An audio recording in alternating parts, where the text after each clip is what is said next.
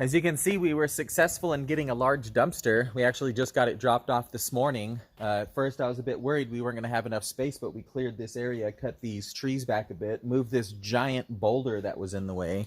This thing was quite the challenge. Got that out of the way, and the guy came and dropped it right here. He said, no problem, plenty of room. Got a nice little ramp that drops down so we can fill that backside first. Pretty good. You can see we've got quite the pile, so we'll certainly need... I don't know. I'm guessing at least 3, but probably 6. Geez, when all is said and done, between this ruin and this ruin right? Because we need to take away all this rubble, but we're not necessarily too concerned with that right now. We just want to focus on this one, but that's a big pile. I was actually surprised. This is larger than I thought it was going to be. I've seen these around town and in the city, and now that I've actually got it here, it's a decent amount of space. We did try to contact the guy that has like an excavator. Unfortunately, he didn't respond to me. I messaged him on WhatsApp since it's easier for me to communicate. I can translate and send people messages. Saw my message a couple days ago and hasn't responded. It's probably wondering who the heck I am and what I'm even talking about. We'll see though. Hopefully we can get him there. That would certainly speed things up. Look at this freaking fat guy. He's really big. How cool is that? There's actually been quite a bit of these snails as we've been cleaning up. We've got this first dumpster near filled. There's not much we can do except throw the loose tiles and the loose bricks, as shoveling is not very easy. As you try to shovel, you're just running into chunks of brick and stuff, so you don't really get a good shovelful. It's more rough on your body than it is effective. When we were digging this pile of rubble here and getting these tiles and such out, I struck like a cocoon that was in the mud, and this, what I believe is a moth or a butterfly, crawled out. When it first came out, it didn't have much for wings. They were all folded in, but as the time's gone by a bit more, the wings have unfolded. It's pretty neat. Well, we got most of the brick and old wall out of there. We got a little stir crazy and started digging at this side too. We just figured we'd throw everything we could by hand into here, which was tiles and bricks and stuff. Pretty neat, actually. I was digging around in here and I found this old storage box. The roof had rotted and the rocks and the dirt had caved in, but I started digging through there and I found a metal rake. Looks like a little trowel there. A shovel with a fairly stable handle. Might be able to utilize that shovel. There's a little pick there. That one's neither here nor there on that one. That broom handle I know for sure is rotten because a worm straight crawled out of it while I was handling it. You can see it's pretty holy. That sledgehammer is actually in really good shape. The anvil itself, I'll call it, is a little rusted, but the handle is in pretty decent shape. It doesn't look too old. It even has the sticker on it. It looks like it got bought and thrown in that box, and then that roof collapsed and they never really got to utilize it. So that's actually pretty good, because I was just about to buy a sledgehammer to bust away at this adobe wall and such when we get to it, and maybe even a little bit of this lower rock in here, this little lower rock wall, bust that apart. Or even these now, I can hammer away at those. If the guy's not able to come, I can start smashing away at that and we can throw that in this bin. But we got quite a bit of this down. What do you think? Pretty good? Feels good, and it was a fun day.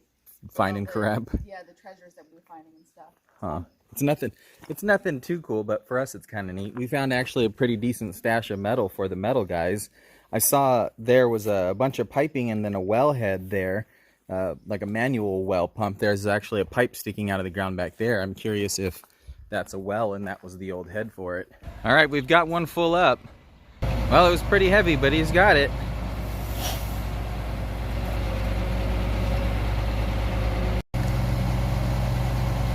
So he's just taken the full one and put it inside the empty one, and now he's just lifting them both out together.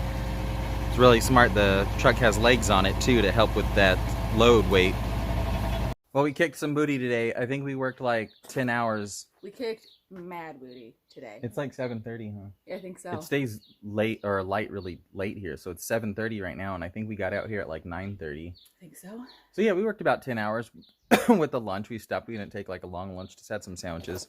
I thought this was pretty cool though. We've gotten so much cleared, and I think in the last video we had this almost empty, and then we filled it up, and we've already gotten a new one, and we've already filled this up in like just today because we got this morning. Yeah, so that's pretty at good. 9:30 this Right. morning. And then we started on it. So we worked 10 hours straight, and we got that damn near filled. And we've gotten so much more of this pile taken away. But I wanted to show you this as I was going along. I started digging this out, and I thought, that looks like a crossbar for a car. And I thought, oh, for sure, maybe that'd be cool if there's a set. And coincidentally, I started digging over here, and I found the other one. Why they're so far apart, I'm not sure, but I'm pretty sure those are crossbars for a vehicle, maybe a van or something. And also, I have no idea what that is, but I think it might be a bathtub or something. I did get an update on the machine, though. It seems as if it took too long for us to be put in contact with him. So we've gotten so much done that basically the guy said, well, I don't want to come now because we told him we have to do this by hand because we have to pull out these specific asbestos pieces that are in there. Here, show him that real quick. So when the guy took the load this morning, he told us we can't have that in there. We can face up to like a 5,000 euro fine because it has asbestos. So we can't have the bulldozer take this load away anyway because we have to make sure we're taking all that out as we go. But we did want to have him come and at least bust up this concrete and, you know, put this all in a big pile for us. He basically said he's not willing to come just to do that little bit, but if we wait till we're ready to knock all this adobe down, and then he'll do all that at once, and then it would be more worth his time. So, little perspective of how skilled my man is at his job, missing that thing there and that pile of rocks. Look at Rachel's face. I'm so freaking excited right now. I waited so long to see this. We just took a siesta. Forever. And we came back out here. It's like 7 at night, actually. It's so bright out. Mm-hmm. And I saw something moving out of the corner of my eye. Can you see it? I don't know. It's so well camouflaged. I can see it. Well, I've been watching him. Do you see where he is now? Yeah, I see him. I don't want to scare him, but I'm pretty sure that is a hedgehog.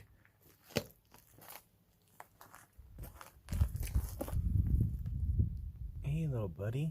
Wow, come check him out, babe.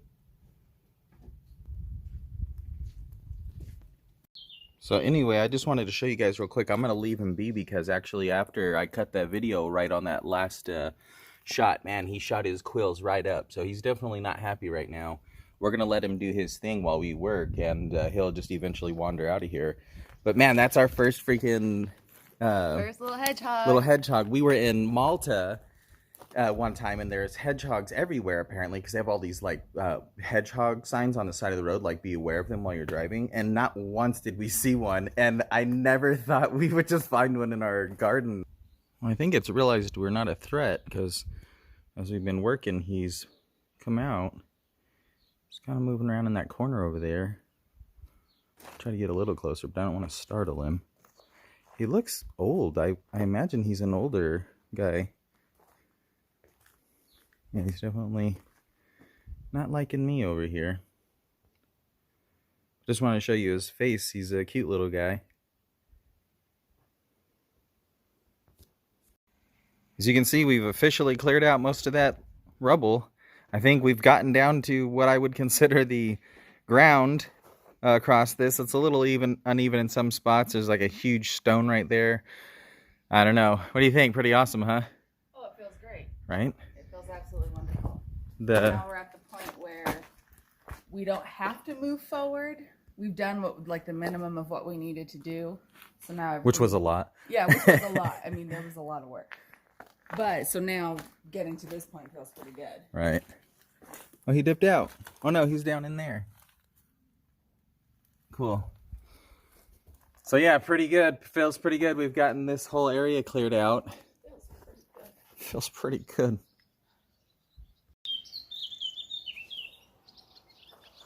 Here on a beautiful morning, I'm feeling pretty good about the progress we've made.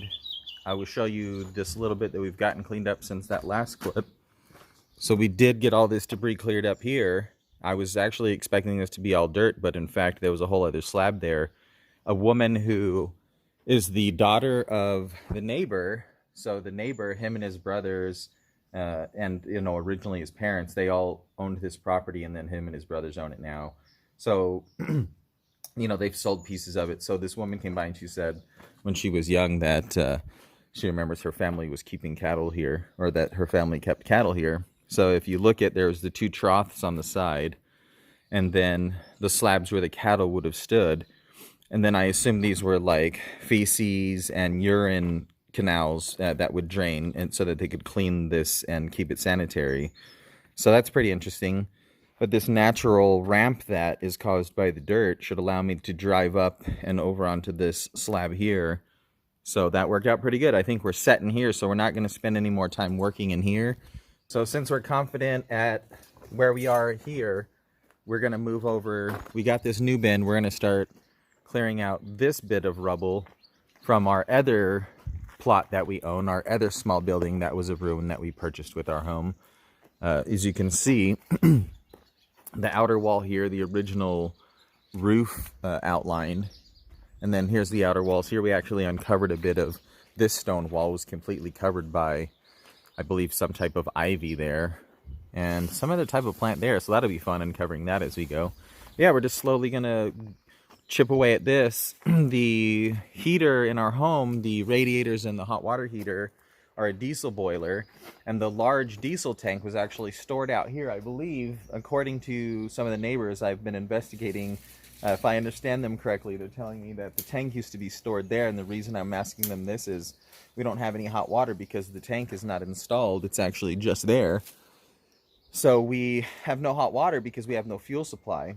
So I'm hoping that if the tank was originally stored in that corner, that's where the fuel lines were be. So we're going to get back to that corner and see if we can find those fuel lines, get this thing reconnected, and get some hot water going. Well, I've got good news and bad news on this morning update.